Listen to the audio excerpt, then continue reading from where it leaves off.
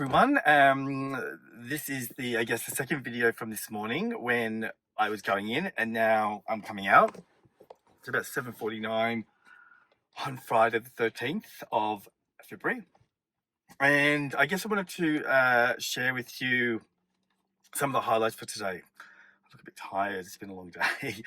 So I just finished saying goodbye to my mum because while we were in there today, they announced the lockdown, and so we sort of knew that mum was going to pass away probably tomorrow, and because they started her on a morphine, like a strong morphine drip, and the sort of like decision came that only two people could actually can go and see her tomorrow. As of tomorrow, only two people can go into the hospital. While until now, we've been going in two at a time and sitting in the waiting room, but only two people. So mum's going to pass away tomorrow, and out of a family of 17, only two can go. So it was really uncomfortable for a lot of people because they sort of know, or they feel like they're not going to be able to say goodbye. And I think part of grief is saying goodbye for some people, at the very end. I sort of I don't feel very comfortable at that part of the farewell. Like, as a Maltese boy, I remember when I was young, we were sort of not, I'm not going to say forced, but we were made to, so I guess it is forced.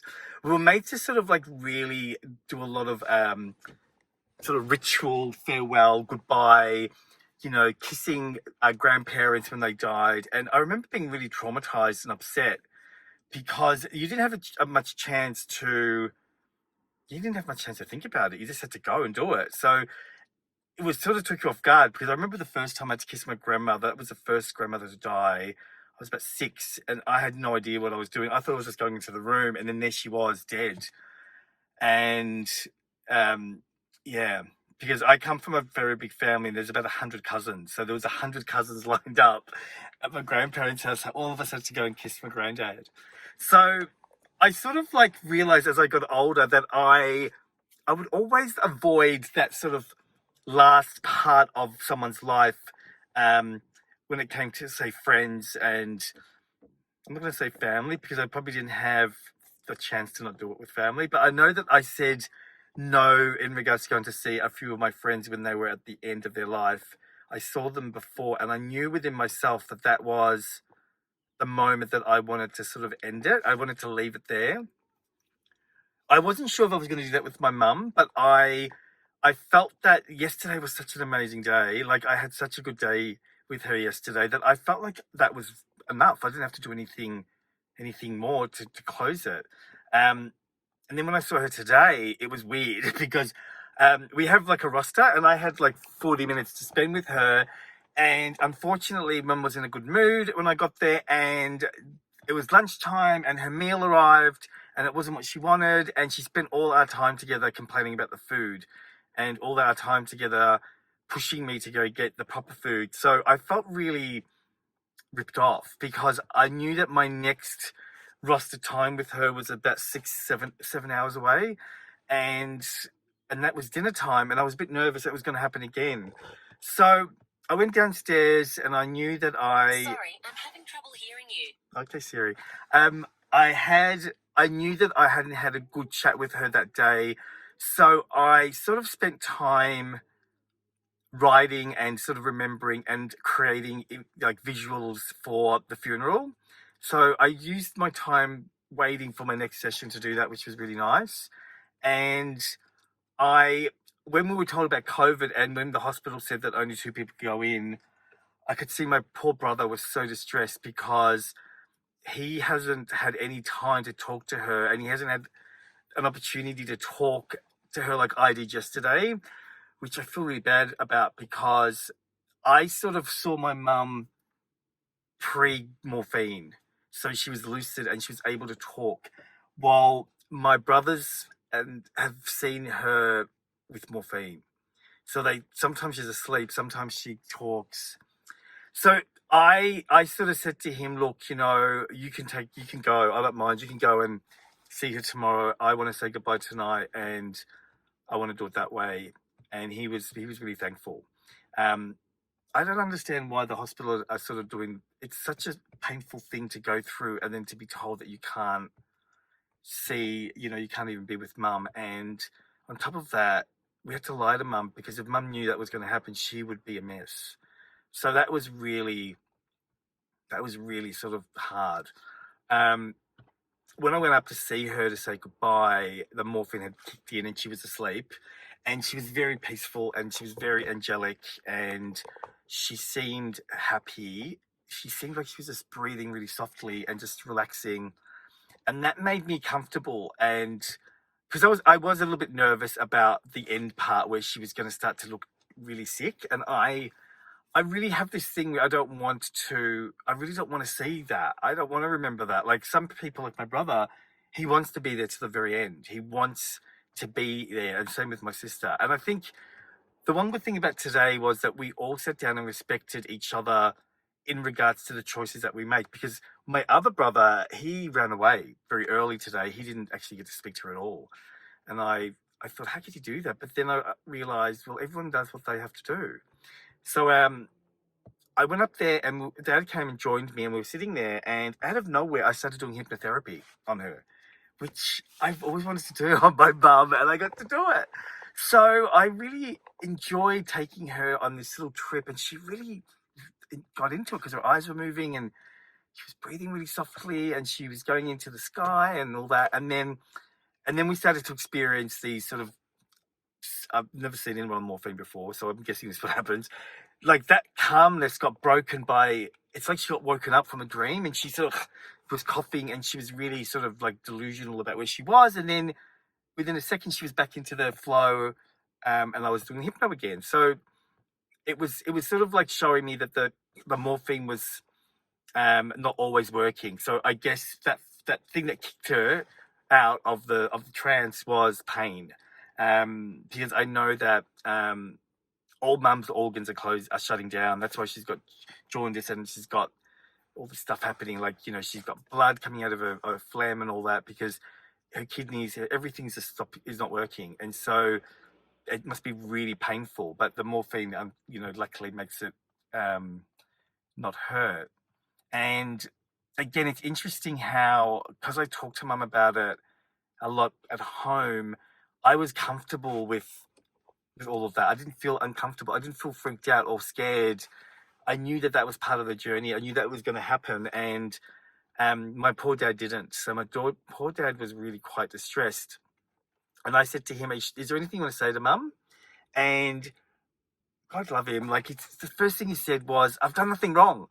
So he got really defensive as if I was saying to him, you need to say something. And I said, no, you don't have to do that. What do you want to say to her? And then out of nowhere, he just broke down and started crying really badly. And he was apologizing. And my dad never apologizes. He was apologizing to my mum and saying, sorry if I've done anything to hurt you. He was crying like a baby. And I've never seen my dad cry like that before. And he just says, I love you so much. I'm going to miss you. And please forgive me. Please forgive me. And then all of a sudden, mum just woke up and she was wide awake. Imagine she was in morphine and she was wide awake and she goes, I forgive you, I love you, I'll always love you. And she was back into the coma. So my dad and I looked at each other and just bawled our eyes out. Like we just bawled, and it was like, because I know that my dad, just needed to hear that because he's scared. And then my dad told me he loved me. It's really weird. Like I think I've cried a lot today, so I'm not going to cry on the camera. But he just told me he loved me, which he's never done. So I got mum yesterday and I got him today. Double loved. And it was like, can I just say, I honestly feel like it was the first time my dad actually sees me. He saw me. It's weird. So like this could be a fresh start for dad because dad's a bit of a grumpy man and now his glue, his woman is gone. And, she hasn't gone yet, but she's going to go. And he's been, it's interesting again, like people in my family have all been holding on to the different phases, and my dad's been in bargaining the whole time. Like he really thought that he could get out of this for some reason. And so today, when my uncle came to see my mum, my uncle lost his wife a few years ago. And as soon as my dad and my uncle saw each other, they both bawled their eyes out. It was like this silent acknowledgement that it's okay. And it showed me how much men hide their grief and how much they have to be stoic and hold it, and how refreshing it is just to let it go. Because I, like I said in the other video, like, I really am not seeing my mum passing as anything sad. I don't know why, but because I think I'm just embracing the fact that it's a celebration. Like, she's been here and she's lived her life, and yes, she had cancer, and yes, it was uncomfortable, and yes, it was a terrible thing for her to go through, but she, she's a strong freaking woman, and she, got through it. And she was like, she had cancer for like 18 months, and she shouldn't have had it for, she should have died a long time ago. So I feel blessed that this experience that I didn't know what was going to be like is something that I've experienced, and I have, experienced, as much as I don't want her to go, a parent going. And in that moment, in that moment when you're there with her, you feel like there's a flashback on everything that she's taught you. I know, right? Like, I totally know that I am my mum. My mum is my mirror. Like, my kindness, my love, my compassion, my openness, my desire to, help as many people as possible comes from my mum. It's just a pureness. And she never taught me that. It was just something that was in my DNA, and we understood that about each other. And to reinforce that tonight is such a beautiful gift. Like, now I can continue her life through my actions because she's in me. She lives in me. And it was just really nice at the end there. Like, I'm getting emotional now, but, like, I'll hold it. It was really nice at the end there to see my mum let go, because I was really worried last night, because she was such an anxious person, and I really thought she wasn't going to let go of this final bit and just go with the energy. But I guess the morphine and us telling her and having people around her, she had lots of people come and tell her she was so loved, and it was a beautiful way to go. And I'm not sure what's going to happen now, what I'm going to feel now. I'm feeling exactly what I thought I was going to feel, even though I had sort of ups and downs today compared to yesterday. uh, I know that I feel strong. I feel happy, not happy that she's gone, but happy that I got to be her son, and happy that I got to experience my life with her, and sometimes things end quicker or sooner than we want. The good thing is that, on this journey that I'm on, my mum never dies, because she's always in my heart and she's always in my memory. So all we have to do is just keep that memory alive. I think sometimes we get caught up in life and we forget. But if you remember, every time I do a good thing, I feel now that I know that I think about her. So she's always going to be there. All right, I'm going to go because I can ramble on about my mum. Just want to say thank you for letting me share this experience with you guys, because I know that it's being vulnerable, and I feel vulnerable. I feel uncomfortable telling you all this stuff. I mean, I thought to myself before I press record, like, freaking don't cry, like, don't let them see you cry. But the reality is that, I feel uncomfortable to cry, but I really do feel that I don't need to cry like a sad cry. I've never had that with my mum. Even when she told me she was sick, I never had it. We had this understanding that is very unique between us. Like, I know that my siblings don't have what I've got, and I know I don't have what they've got. But it's beautiful to see these moments at this time. Yes, it would have been so good if they were both parents that were able to express themselves in their 20s when we were babies, and we could have grown up to be stronger. But you know what? When I look at my sister and the way that she handled herself, and my brother, the way that he wants to, nurture my mum, and the way that I have learned and grown, you know, they even though they did their best, but they brought out the best in us. So it's beautiful. So, guys, all I wanted you to do tonight is reach out and ring one person, a parent, a sibling. Just tell them that you love them. Try and make the word love just like this, just like a common word. Say it over and over again, and don't worry about if they respond or they don't respond, Because saying I love you isn't about the person you're saying it to. Saying I love you is about you. Just being able to feel that beautiful warmth inside of you and just express it. Because when my dad and my mum said it to me, I could tell there was some sort of freedom in them. I could see it. And I could tell that they both wished and died and craved that they had done it earlier. It doesn't matter. It doesn't matter because they did it in the right time. Okay, guys, until the next video when I probably will share with you another different emotion. Thank you for listening and have a good night. Bye. Hey guys, I wasn't sure if I was going to post today because I look terrible and I'm not in a very good headspace, and I thought, no, I have to post because if I'm going to do this, I've got to do it properly. I just can't post when everything's good. Today is day 3 and I'm not going to lie, it's really hard. I'm feeling emotional. I'm feeling really, I've had time to think about things, and I feel guilty because I'm here, and my dad and my sister and my brother are at the hospital. And even though I can't do anything about that, even though it's all got to do with lockdown, I sort of feel like I should be there, and I'm worried about what they're going to think, and I'm worried about they're experiencing something I'm not going to experience, even though I sort of wanted to say goodbye before. But now that I'm here and I know and I can feel what they're going through when I speak to them, it makes me feel uncomfortable. It makes me feel like I'm watching a movie, but I'm not even watching it. I'm just hearing about it. And then the other thing is that I realized that my mum is the only person in the whole world who I've told everything to. Like, I think there are people that I tell people that I'm authentic with, but I think that they get a bit of a filtered version. But Mum gets everything. I'm talking about everything. Like, we established that relationship really young. I even when it comes to sex and naughty things and being really bad and all that, she never judged me. She would just listen. She would worry, but she wouldn't say don't do that. She would just worry. And now that's gone. And I don't think that I really thought about what that's going to mean, to have no one to be able to talk to. I mean, the other thing is that as much, I love my siblings, but we don't have that deep, intense relationship that we have.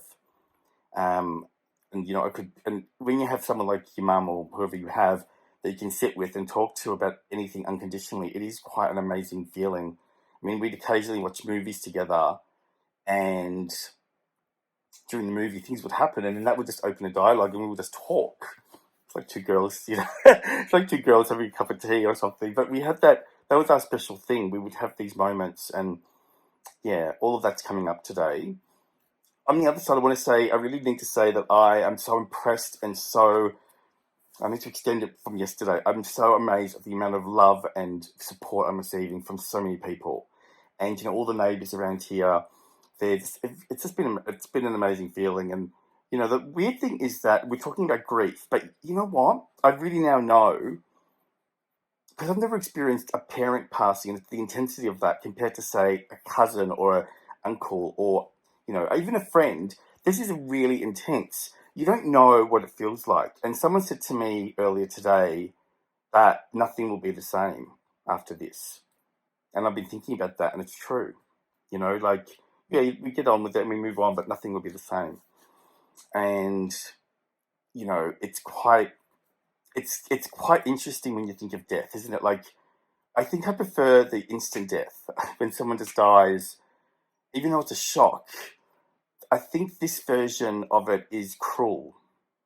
Like my sister said, that mum is not recognisable, which now makes me want to sort of see her, and then I think, do I want to see her? Do I really want to have that memory? So I'm sort of torn between, should I, should she take a picture and show me, or should I just forget about it and have the memory of my last visit with her? There's that, and there's all these it just goes on. The clock ticks so slowly, and at night time you don't sleep, because your phone's on and you're waiting for that call, and every time my phone pings from a message, my heart drops. Like, I'm talking, it drops because you think, okay, this is the call. And you try and get on with everyday stuff. I'm doing my washing and I'm doing all the normal stuff. But it's sort of like it's this weird feeling, because of the lockdown. Like, I live in Point Cook, and we're also we've got some cases here, so we've become a hotspot. So the police came over yesterday, and they're telling us not to leave the area, and I'm thinking, oh my god, even more layers. It's like more is happening. So yeah, I just wanted to share this with you. Sorry I look terrible. I'm still in bed. I'm sorry I probably look really tired, but I wanted to share these videos because Mum asked me to, and I think it's important to be vulnerable and to show you all sides of things. Like, I feel like shit, to be honest. I don't know what to feel. And it's going to be interesting when I get that call. All right, I'll speak to you guys soon, okay? Bye. Hey everyone, I'm not going to talk for long today because I'm having a bit of a hard day and I seem a little bit scattered today. I really want to say thank you for all the messages I've received and thank you for the food that the neighbours are bringing. Today's been really hard because I'm at home and I'm at home alone where, usually my mum would be, and so we would always find things. So it was very quiet and I could hear every noise, like especially at night time. But we've started lockdown in Melbourne, and unfortunately it started when mum was in hospital. So there's only 2 people allowed to go into the hospital. So that's I thought I could cope because I said goodbye to her yesterday, but she's still alive. So that goodbye doesn't really mean anything. I didn't think I'd be feeling the way I'm feeling. It's this overwhelming, like, feeling of dread because the updates that I'm getting from my sister are, they're just words, like on a text message. That she's yellow or she's breathing heavy.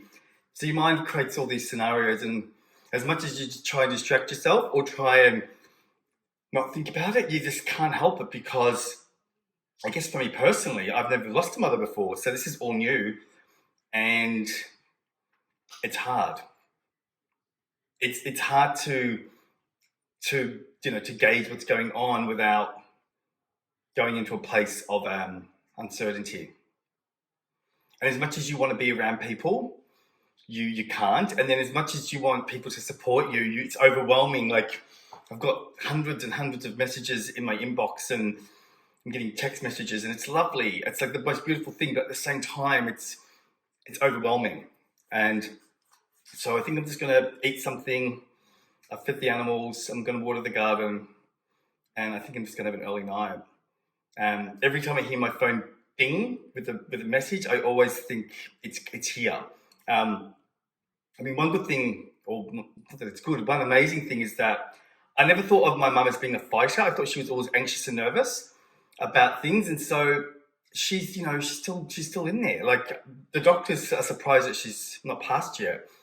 So I hope to God that it's not a painful experience, because I guess we don't know what she's feeling, and I hope she's ready soon to sort of go, because it must be so hard for her to be in this altered state with the morphine, and it's hard for me to comprehend that. And I think what I've realized from yesterday's messages, guys, is that I think I was a little bit naive yesterday because I was very full of adrenaline because I had a really sort of connected day. And now I'm experiencing these other emotions today, and I'm realizing I don't know what's coming. So that's even interesting, because I thought yesterday that I knew everything and I was going to be fine. I was wrong, so I apologize. So the important thing when it comes to grief is to accept, or find ways to accept what you're feeling in that moment and not be overwhelmed. Because I was a bit overwhelmed this morning. I didn't want to get out of bed. What goes up has to come down. So I was full of adrenaline last night, and I went to visit the neighbours, spent some time with them. So I got to talk about mum, came home, and then slept. So when I woke up, all the adrenaline had stopped. So my body felt really exhausted from all the previous days. So I wasn't prepared for that. I actually thought I was going to wake up and while I wait for the information to come through, I was going to do all this stuff, but I did nothing. So it's a surreal feeling. But I do have to say thank you so much. I always find it amazing when I get messages from people I don't know very well, or strangers, and they're reading my posts, and they really connect, and they tell me that they're crying and all that, and I think, wow, like, these people are emotional and they've never met mum. So there must be a connection between us that connects them to mum. So I just think that's amazing. So yes, I'm going to leave it there, and I will fill you in either later today or tomorrow, probably tomorrow. Hope I'm not a mess tomorrow. All right, guys, bye.